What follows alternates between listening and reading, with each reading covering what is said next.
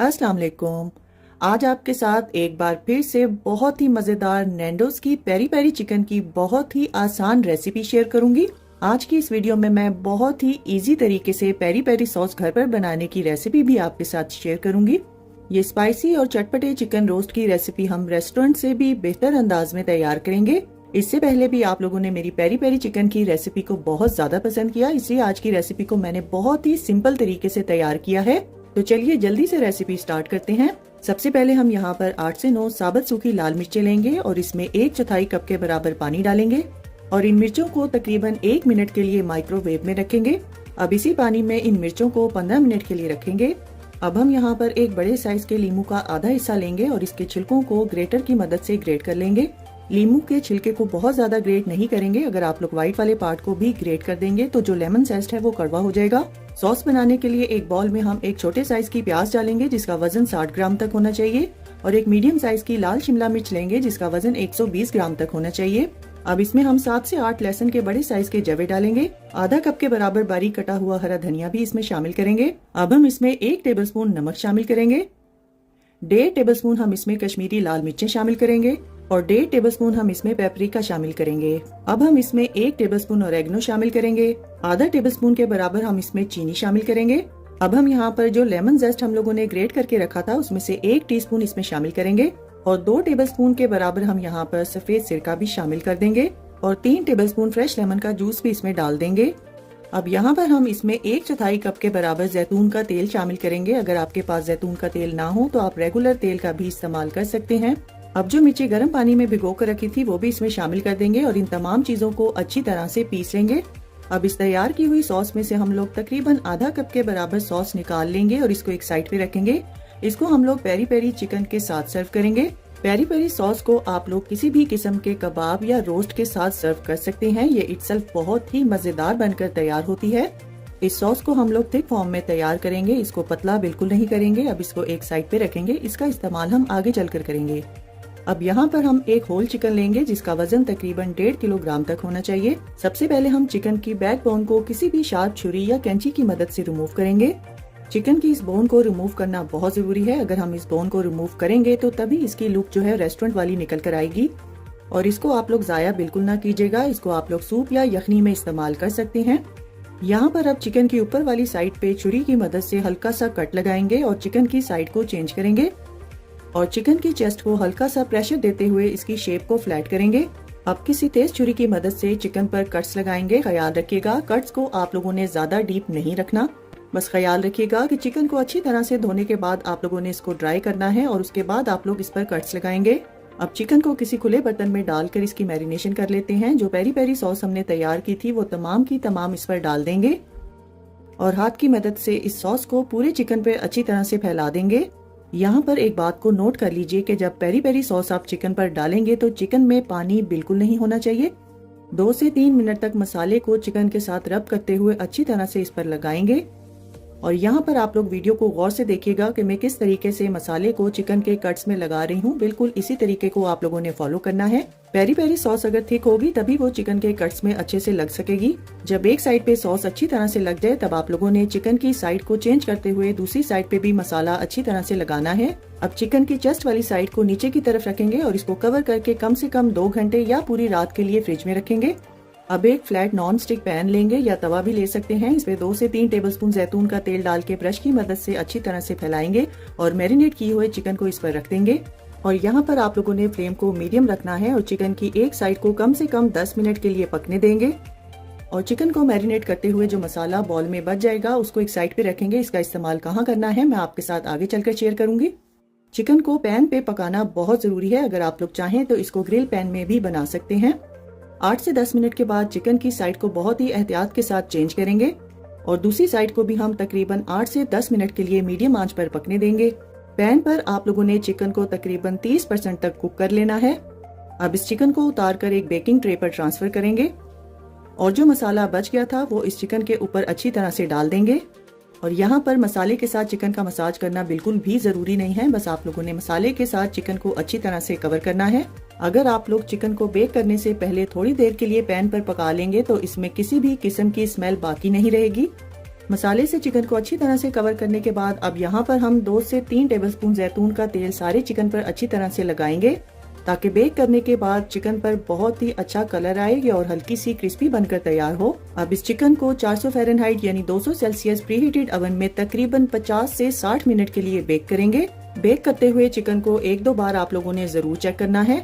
यहाँ पर मैंने तकरीबन 50 मिनट के बाद चिकन को ओवन में से निकाल लिया था। अब चिकन को बहुत अच्छी लुक देने के लिए हम यहाँ पर ऑयल के साथ चिकन को अच्छी तरह से ब्रश करेंगे। तो लीजिए, तैयार है हमारी बहुत ही चटपटी और मजेदार किस्म की ये आसान सी पेरी पेरी चिकन की रेसिपी, जिसको मैंने बहुत ही सिंपल अंदाज में तैयार किया है। और जो सॉस चिकन को बेक करते हुए बेकिंग ट्रे में बचेगी उसको आप लोग जाया ना कीजिएगा। उसके साथ आप लोग पेरी पेरी चिकन को सर्व कर सकते हैं। पेरी पेरी चिकन को स्पाइसी पेरी पेरी राइस के साथ सर्व किया जाता है। अगर आप लोगों को पेरी पेरी स्पाइसी राइस की रेसिपी चाहिए तो वो आपको मेरे चैनल पर मिल जाएगी। अब मैं आपको यहाँ पर चिकन पीस तोड़ के दिखाती हूँ कि ये किस कदर जूसी और सॉफ्ट बनकर तैयार हुआ है। वीडियो में आप लोग देख सकते हैं कि चिकन हमारा बिल्कुल भी ड्राई नहीं है, ये बहुत ही जूसी बनकर तैयार हुआ है। अगर आप लोग चाहते हैं कि आप भी इसी तरह से जूसी, स्पाइसी और मजेदार किस्म का पेरी पेरी चिकन तैयार करें तो रेसिपी और वीडियो को आप लोगों ने स्टेप बाय स्टेप फॉलो करना है। और जो सॉस हमने शुरू में बचा के रखी थी, आप लोगों ने उस सॉस के साथ ही इस चिकन को सर्व करना है। इस रेसिपी के अलावा एक और पेरी पेरी चिकन की बहुत ही जबरदस्त किस्म की रेसिपी आपको मेरे चैनल पर मिल जाएगी। अब आप लोगों ने भी ये मजेदार, स्पाइसी और आसान सी पेरी पेरी चिकन की रेसिपी को एक बार मेरे कहने पर जरूर ट्राई करना है और अपना फीडबैक मेरे साथ शेयर करना ना भूलिएगा।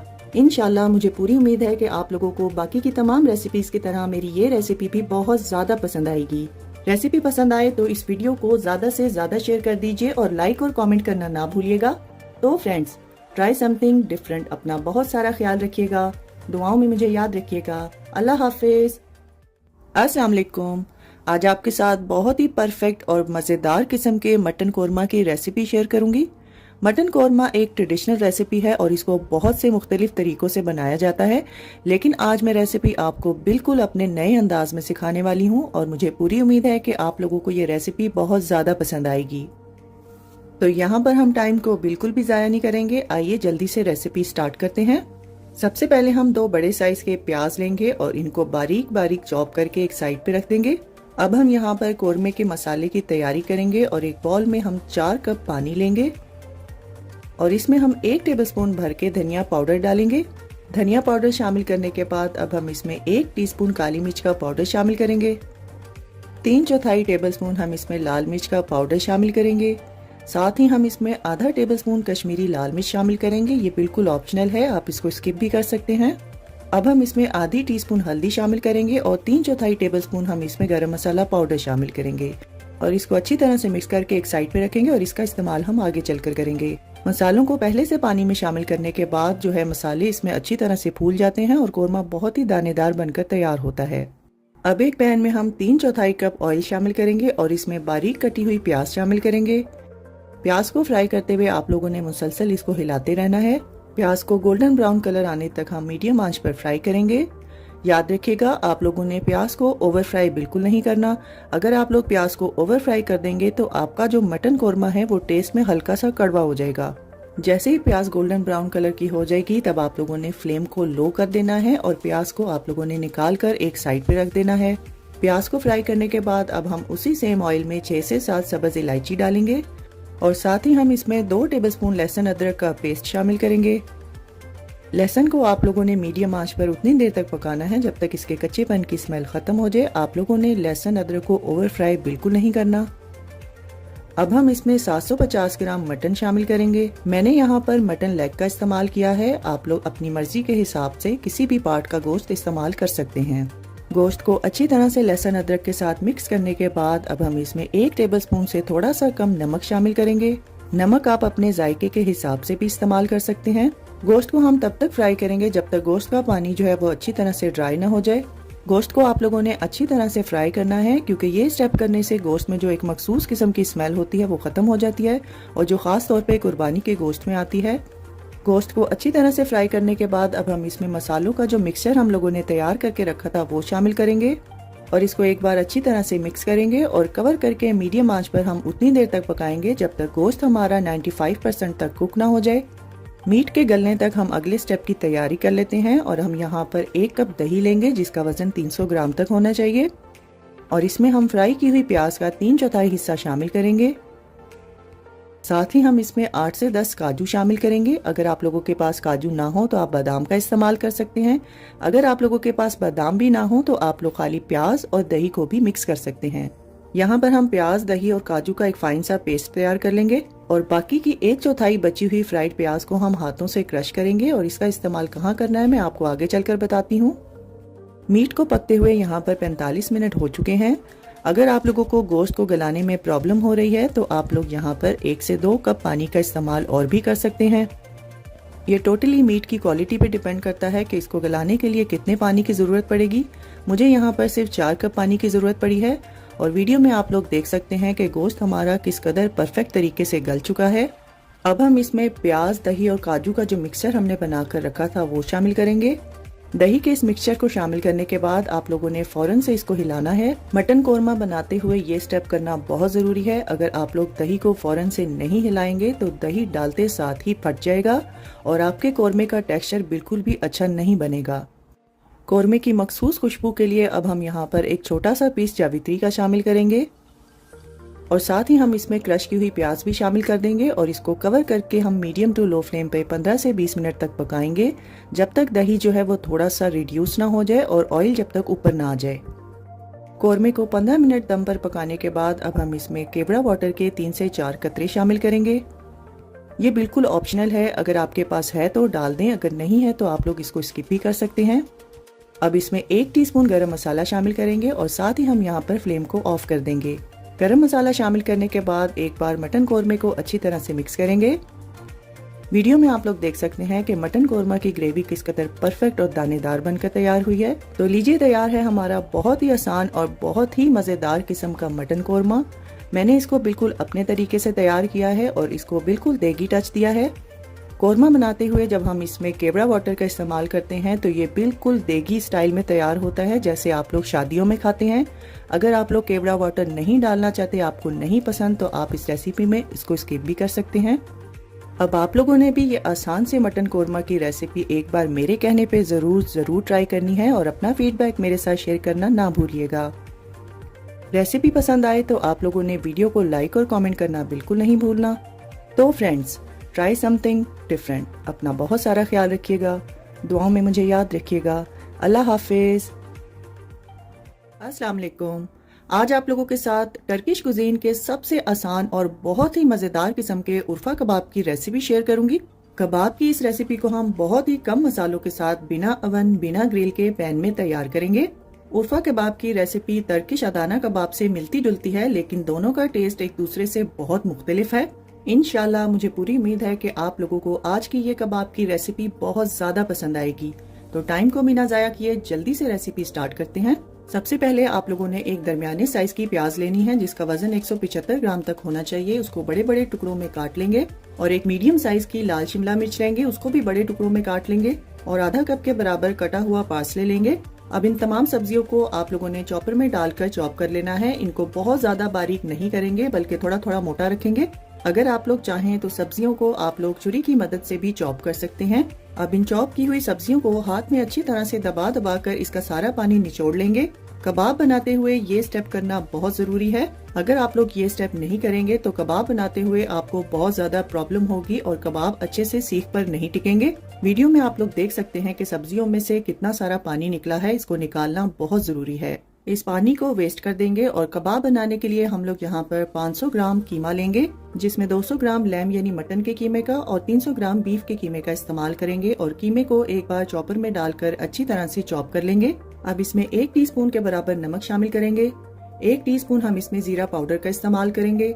आधी टीस्पून हम काली मिर्चों का पाउडर शामिल करेंगे और आधा टेबलस्पून कुटी हुई लाल मिर्चें शामिल करेंगे।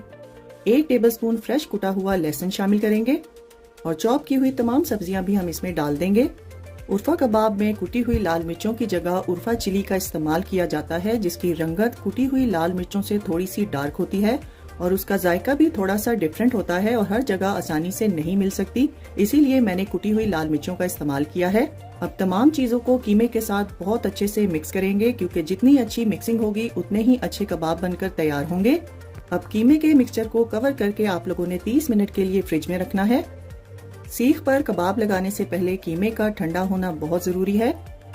कबाब बनाने से पहले हाथ को पानी की मदद से अच्छी तरह से गीला करेंगे और फिर आपने अपनी मर्जी के हिसाब से कीमे का मिक्सचर लेना है और दोनों हाथों में दबा दबा कर इसको पहले यकजान करेंगे और फिर इसको हम सीख पर लगाएंगे। उर्फा कबाब बनाने के लिए हम लोग यहाँ पर फ्लैट चौड़ी वाली सीख का इस्तेमाल करेंगे और कीमे के मिक्सचर को दबाते हुए अपनी मर्जी के हिसाब से आप लोगों ने इसकी लंबाई रखनी है और दोनों साइड से हाथ से दबाते हुए इसको सील करेंगे। अब एक बार फिर से हाथ को पानी से गीला करेंगे और उंगली और अंगूठे की मदद से कबाब पर निशान बनाएंगे। कबाब के लिए हमेशा आप लोगों ने कीमा जब भी लेना है उसमें 70 से 75% तक गोश्त होना चाहिए और 20 से 25% तक उसमें चर्बी होनी चाहिए। अब इसी तरीके को फॉलो करते हुए तमाम कबाब हम लोग तैयार करेंगे। मैंने यहाँ पर बड़े साइज के कबाब बनाए हैं, इसलिए 4 बनकर तैयार हुए हैं। अगर आप लोग मीडियम साइज के बनाएंगे तो 6 कबाब आसानी से बनकर तैयार होंगे। कबाब बनाने के लिए अब हम यहाँ पर एक बड़े साइज का पुराना पैन लेंगे और इसको एल्यूमिनियम फॉइल से अच्छी तरह से कवर करेंगे। पैन को कवर करना बहुत जरूरी है, अगर आप लोग इसको कवर नहीं करेंगे तो आपका पैन जलकर खराब हो सकता है। अब पैन को हम चूल्हे पर रखेंगे और फ्लेम को मीडियम टू हाई कर देंगे और प्री हीटेड पैन में एक एक करके तमाम कबाब रखेंगे। कबाब की सीखें रखने के बाद आप लोगों ने इसको फौरन से कवर कर देना है और 5 मिनट के बाद आप लोगों ने कवर को हटाकर कबाब की साइड को चेंज करना है। अगर आप लोग चाहें तो कबाब आप लोग कोयले वाली ग्रिल पर भी बना सकते हैं। उर्फा कबाब बनाते हुए आप लोगों ने कबाबों को 5-5 मिनट के लिए कवर करना है और ये प्रोसीजर करने के लिए आपको 3 से 4 बार कबाब को कवर करना पड़ेगा। कवर करने से कबाब बहुत जल्दी तैयार हो जाएंगे। अगर आप लोग बिना कवर के इसको तैयार करेंगे तो ये पकने में बहुत ज्यादा टाइम लेंगे। पैन में कबाब बनाने के लिए टोटल 15 से 20 मिनट लगेंगे। कबाब बनाते हुए आप लोगों ने हर 5 मिनट के बाद कबाब की साइड को चेंज करना है और फ्लेम को आप लोगों ने मीडियम टू हाई ही रखना है और कबाब को ऑयल से ब्रश नहीं करेंगे, क्योंकि मैंने चर्बी वाले कीमे का इस्तेमाल किया है, इसलिए हमें यहाँ पर ऑयल की जरूरत नहीं पड़ेगी। तो लीजिए तैयार है हमारे बहुत ही आसान और बहुत ही मजेदार किस्म के टर्किश उर्फा कबाब, जिसको मैंने बहुत ही कम मसालों के साथ तैयार किया है। बस ख्याल रखिएगा कि कबाब को आप लोगों ने ओवर कुक नहीं करना बल्कि जूसी तैयार करना है। अगर आप लोग इनको ओवर कुक कर देंगे तो ये ड्राई और सख्त हो जाएंगे। अब मैं आपको यहाँ पर एक कबाब तोड़कर दिखाती हूँ कि ये किस कदर जूसी, टेंडर और सॉफ्ट बनकर तैयार हुआ है। वीडियो में आप लोग देख सकते हैं कि कबाब हमारे पैन में भी परफेक्ट बनकर तैयार हुए हैं और ये बिल्कुल अच्छी तरह से पके हुए हैं। आप देख सकते हैं कि कीमे का मिक्सचर अंदर तक पका हुआ है। उर्फा कबाब को आप लोग गार्लिक योगर्ट या प्लेन योगर्ट के साथ भी सर्व कर सकते हैं और अगर आप लोग चाहें तो इसको सिर्फ बीफ के कीमे के साथ भी तैयार कर सकते हैं और सिर्फ मटन के कीमे के साथ भी बना सकते हैं। अब आप लोगों ने भी ये आसान से कबाब जरूर ट्राई करने हैं और अपना फीडबैक मेरे साथ जरूर शेयर कीजिएगा। इंशाल्लाह मुझे पूरी उम्मीद है कि आपको ये रेसिपी भी बहुत ज्यादा पसंद आएगी। उर्फा कबाब के अलावा आप लोगों को बहुत सी टर्किश कबाब की रेसिपीज मेरे चैनल पर मिल जाएंगी। तो फ्रेंड्स, ट्राई समथिंग डिफरेंट। अपना बहुत सारा ख्याल रखिएगा, दुआओं में मुझे याद रखिएगा। अल्लाह हाफिज। अस्सलाम वालेकुम। आज आपके साथ मैं रसमलाई रोल की एक ऐसी रेसिपी शेयर करने जा रही हूँ जिसको बनाने के लिए हम लोग कुकिंग बिल्कुल भी नहीं करेंगे और 15 मिनट में हम इस झटपट से डिजर्ट को तैयार करेंगे। अफ्तार और ईद की दावतों के लिए ये परफेक्ट रेसिपी है। अब रसमलाई बनाने के लिए आप लोगों को किचन में घंटों खड़े होने की बिल्कुल जरूरत नहीं है, तो यहाँ पर टाइम को बिल्कुल जाया नहीं करेंगे। आइए रेसिपी स्टार्ट करते हैं। सबसे पहले हम एक बॉल में 1/3 कप मिल्क पाउडर का शामिल करेंगे। यहाँ पर हम मिल्क पाउडर का एक पेस्ट तैयार करेंगे। अब इसमें हम 1 टेबलस्पून चीनी का पाउडर शामिल करेंगे और 1 चुटकी हम इसमें इलायची का पाउडर डालेंगे। साथ ही हम 3 टेबलस्पून इसमें हैवी क्रीम के शामिल करेंगे। अगर आप लोगों के पास क्रीम ना हो तो आप लोग घर में मौजूद मलाई का भी इस्तेमाल कर सकते हैं और फ्रेश क्रीम का भी इस्तेमाल कर सकते हैं। अब इन तमाम चीज़ों को अच्छी तरह से मिक्स कर लेंगे। यहाँ पर आप लोगों ने देखना है कि अगर आप लोगों का मिक्सचर थोड़ा थिक है तब आप इसमें आधा टेबलस्पून दूध शामिल करेंगे। अगर आपका मिक्सचर बिल्कुल परफेक्ट है तो आप लोग यहाँ पर दूध का इस्तेमाल नहीं करेंगे। अच्छी तरह से मिक्स करने के बाद आप लोगों ने इस पेस्ट का टेक्सचर कुछ इस तरह से रखना है और इससे ज़्यादा आप लोगों ने पतला बिल्कुल नहीं रखना। तो आइए अब जल्दी से रसमलाई का रबड़ी वाला दूध तैयार कर लेते हैं। रबड़ी वाला दूध बनाने के लिए हम एक बॉल में 3/4 कप पाउडर मिल्क शामिल करेंगे। साथ ही हम इसमें 2 टेबलस्पून चीनी के शामिल करेंगे। 1 चुटकी हम इसमें इलायची पाउडर शामिल करेंगे और साथ ही हम इसमें 3/4 कप दूध का शामिल करेंगे।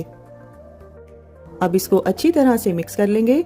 अगर आप लोगों को इलायची पाउडर नहीं पसंद तो आप लोग इसको स्किप भी कर सकते हैं।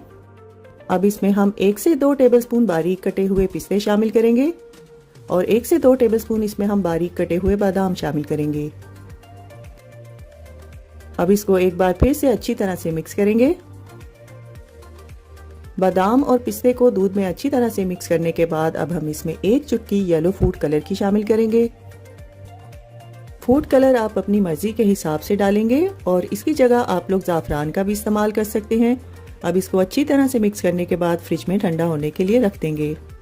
अब यहाँ पर हम एक मीठा दूध तैयार करेंगे, जिसके लिए हम यहाँ पर 3/4 कप दूध लेंगे और इसमें 3/4 टेबलस्पून चीनी का पाउडर शामिल करेंगे और इसको अच्छी तरह से मिक्स कर लेंगे और फ्रिज में ठंडा होने के लिए रख देंगे। रसमलाई रोल बनाने के लिए अब हम यहाँ पर ब्रेड के स्लाइसेस लेंगे और इसकी साइड्स को हम छुरी की मदद से काट लेंगे और एक रोलिंग पिन की मदद से इसको बेल लेंगे। इस रेसिपी में आप लोगों ने फ्रेश ब्रेड का ही इस्तेमाल करना है। अब एक ब्रेड का स्लाइस लेंगे और इस पर मिल्क पाउडर का पेस्ट लगाएंगे। यहाँ पर बस आप लोगों ने ख्याल रखना है कि इस पेस्ट को आप लोगों ने बहुत ज़्यादा भी नहीं लगाना और बहुत कम भी नहीं लगाएंगे। पेस्ट लगाने के बाद अब हम इस ब्रेड के स्लाइस को फोल्ड करते हुए एक रोल की शेप दे देंगे।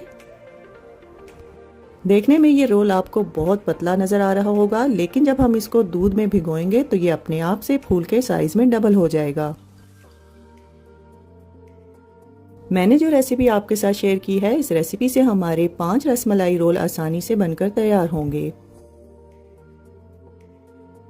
अब तैयार किए हुए रोल्स को हम सर्विंग ट्रे में रखेंगे। अब इन रोल्स को सॉफ्ट करने के लिए हम इसमें मीठा दूध जो हम लोगों ने पहले बना कर रखा था वो डालेंगे। वीडियो को आप लोगों ने गौर से देखना है। मैं जिस तरीके से एक एक रोल पर दूध डाल रही हूँ, आप लोगों ने बिल्कुल इसी तरीके से दूध डालना है। तमाम रोल्स को हम इस पतले मीठे दूध में कुछ देर के लिए भिगोएंगे और इसके बाद हम इसमें तैयार किया हुआ रबड़ी वाला दूध शामिल करेंगे। गाढ़ा दूध अगर हम पहले डाल देते तो ब्रेड इसको अच्छी तरह से एब्जॉर्ब नहीं कर सकती थी, इसलिए हम लोगों ने पहले ब्रेड को पतले दूध में सोक किया है ताकि तमाम रोल रसमलाई की तरह अंदर तक सॉफ्ट हो जाएं। तमाम रोल्स को आप लोगों ने रबड़ी वाले दूध के साथ कवर कर देना है और फिर हम इसको ऊपर से पिस्ता के साथ गार्निश करेंगे और इसको हम फ्रिज में ठंडा होने के लिए 2 घंटे के लिए रख देंगे और फिर इसको हम सर्व करेंगे। रसमलाई रोल की ये रेसिपी 4 से 5 लोगों के लिए काफ़ी है। अगर आप लोग ज़्यादा बनाना चाहते हैं तो आप लोग इस रेसिपी की क्वांटिटी को डबल कर सकते हैं।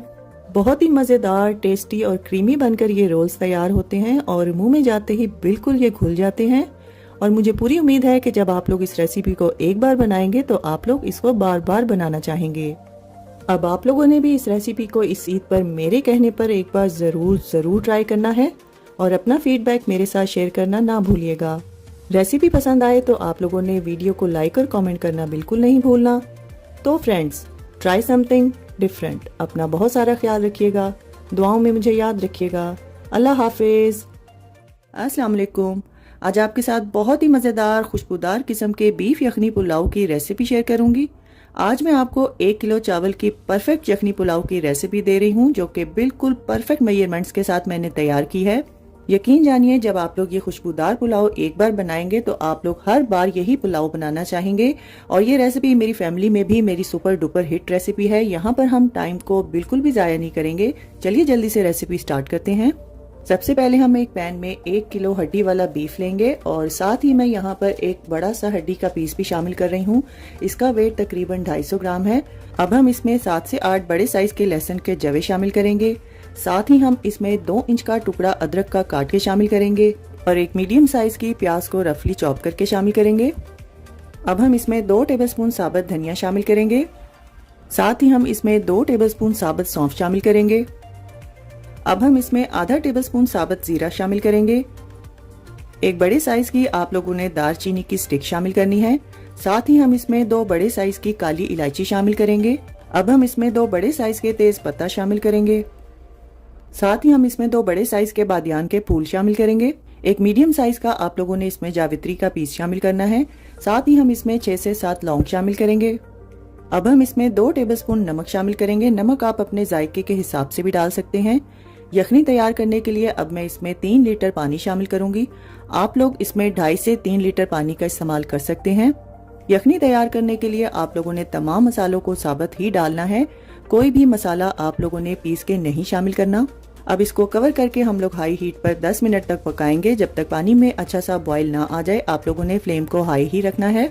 जैसे ही पानी में बॉईल आ जाए आप लोगों ने फ्लेम को मीडियम टू हाई कर देना है और गोश्त को गलाने के लिए आप लोग मीडियम टू हाई फ्लेम पर ही पकाएंगे। पुलाव बनाने के लिए आप लोगों ने गोश्त को 95% तक कुक करना है। मुझे गोश्त को गलाने के लिए 1 घंटा और 10 मिनट लगे थे। गोश्त को गलाने का जो टाइम है वो गोश्त की क्वालिटी पे डिपेंड करता है। वीडियो में आप लोग देख सकते हैं कि गोश्त हमारा बहुत अच्छे से गल चुका है।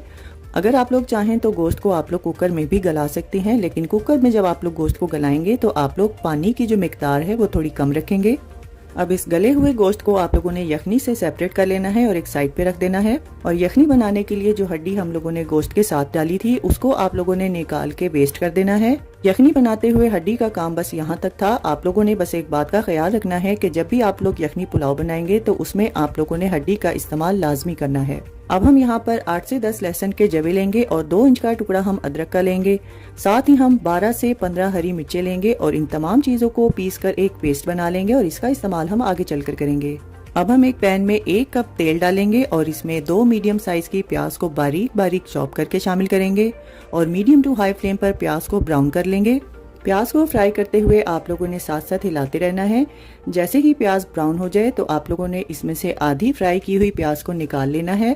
अब इस बची हुई प्याज में हम 2 टीस्पून जीरा शामिल करेंगे। 3 छोटे साइज के हम इसमें तेजपत्ता शामिल करेंगे। 1 अदद हम बड़े साइज का बादियान का फूल शामिल करेंगे। 4 से 5 हम इसमें सब्ज इलायची शामिल करेंगे और इसको खुशबू आने तक फ्राई करेंगे। जैसे ही खड़े मसालों की खुशबू आने लगे तब आप लोगों ने इसमें गला हुआ गोश्त शामिल कर देना है और इसको 2 से 3 मिनट के लिए आप लोगों ने मीडियम टू हाई फ्लेम पर फ्राई करना है। गोश्त को अच्छी तरह से फ्राई करने के बाद अब हम इसमें जो पेस्ट हम लोगों ने लहसुन, अदरक और हरी मिर्चों का तैयार किया था वो शामिल करेंगे और इसको अच्छी तरह से भून लेंगे ताकि इसके कच्चेपन की स्मेल खत्म हो जाए। टाइम को सेव करने के लिए मैंने हरी मिर्चों को साथ ही पीस लिया था, लेकिन अगर आप लोग हरी मिर्चों को काट कर शामिल करेंगे तो उसका जायका बहुत ज्यादा अच्छा आएगा। अब हम इसमें 3/4 कप यानी 150 ग्राम के बराबर दही शामिल करेंगे और इसको उतनी देर तक पकाएंगे जब तक दही का पानी अच्छे से ड्राई ना हो जाए। जैसे ही दही का पानी ड्राई हो जाए तब आप लोगों ने इसमें 2 मीडियम साइज के टमाटर चॉप करके शामिल करने हैं। साथ ही हम इसमें 3/4 टेबलस्पून काली मिर्चों का पाउडर शामिल करेंगे। आधा टेबलस्पून हम इसमें गरम मसाला पाउडर शामिल करेंगे। साथ ही हम इसमें 3/4 टेबलस्पून नमक शामिल करेंगे और आधा कप के बराबर बारीक कटा हुआ धनिया शामिल करेंगे। नमक आप लोग अपने जायके के हिसाब से भी डाल सकते हैं। अब इन तमाम मसालों को अच्छी तरह से भून लेंगे। जैसे ही मसाला गोश्त के साथ अच्छी तरह से भून जाए तब आप लोगों ने इसमें तैयार की हुई यखनी को छान के शामिल करना है। मैंने यहाँ पर 10 कप यखनी शामिल की है। अगर आप लोगों की यखनी ज्यादा है तो आप लोगों ने सारी यखनी का इस्तेमाल नहीं करना, बल्कि आप लोगों ने टोटल 10 कप का ही इस्तेमाल करना है। अब हम यहाँ पर फ्लेम को हाई कर देंगे और यखनी में उबाल आने देंगे। जैसे ही यखनी में उबाल आ जाए तब आप लोगों ने इसमें 5 कप बासमती चावल भीगे हुए जिसको मैंने 40 मिनट के लिए भिगोया था वो शामिल करेंगे। 5 कप चावल यानी मैंने यहाँ पर 1 किलो चावल का इस्तेमाल किया है।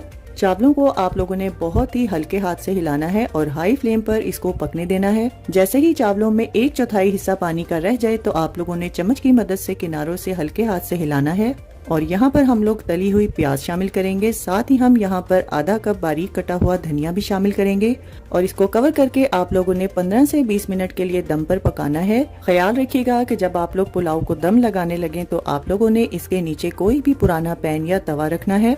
तो लीजिए तैयार है हमारा बहुत ही खुशबूदार और जायकेदार बीफ पुलाव, जिसको हम लोगों ने बहुत ही आसान तरीके से तैयार किया है। यहाँ पर आप लोग एक बात को नोट कर लीजिए कि जब भी आप लोगों ने पुलाव को तैयार करना है तो आप लोगों ने उसको हल्का सा गीला गीला यानी ढीला ढीला से रखना है।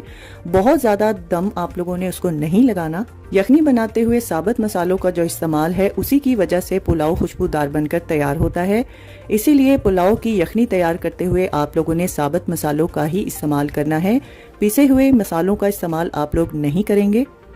वीडियो में आप लोग देख सकते हैं कि पुलाव के चावल किस कदर खिले खिले बनकर तैयार हुए हैं। अगर आप लोग चाहते हैं कि आपका पुलाव भी इसी तरह से बनकर तैयार हो तो आप लोगों ने वीडियो को और रेसिपी को स्टेप बाय स्टेप फॉलो करना है।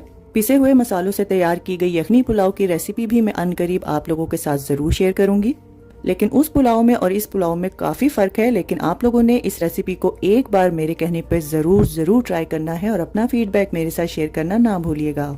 पुलाव बनाते हुए आप लोगों ने हड्डी वाले और हल्की सी चर्बी वाले गोश्त का इस्तेमाल करना है, लेकिन जो गोश्त आप लोग इस्तेमाल कर रहे हैं उसमें अगर चर्बी कम है तो आप लोगों ने ऑयल की मिकदार को थोड़ा सा बढ़ा देना है। रेसिपी पसंद आए तो वीडियो को लाइक और कमेंट करना ना भूलिएगा। तो फ्रेंड्स, ट्राई समथिंग डिफरेंट। अपना बहुत सारा ख्याल रखिएगा, दुआओं में मुझे याद रखिएगा। अल्लाह हाफिज।